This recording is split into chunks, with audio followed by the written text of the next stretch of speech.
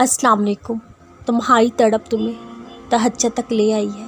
क्या पता इसके बाद ही अल्लाह का कोई मोज़ज़ा होना हो। दुआ के ज़रिए तुम्हारी अधूरी ख्वाहिशों को पूरा करने का मौका दिया है अल्लाह ने।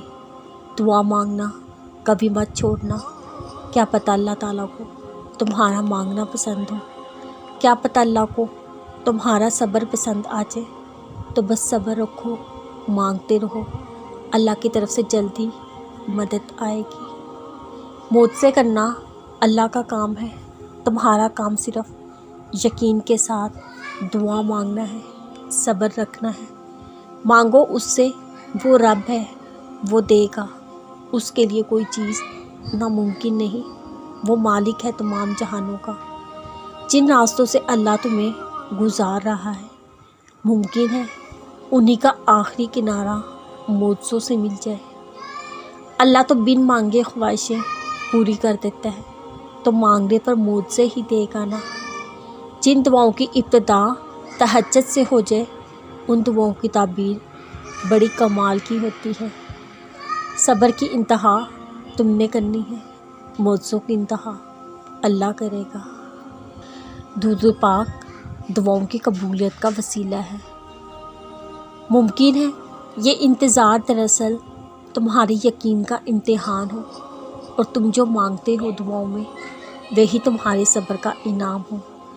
अल्लाह तुम्हारे दिल में कुछ नहीं डालता सिवाय उसके जो वो तुम्हें देने के लिए तैयार हो।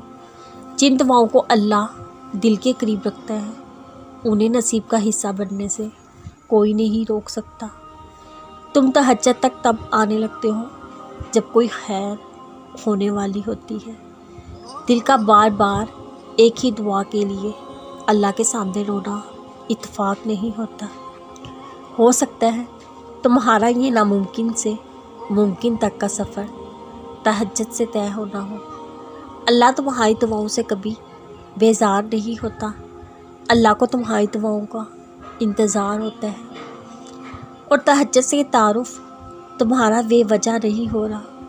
आखिर कुछ तो है जो मुमकिन होना है।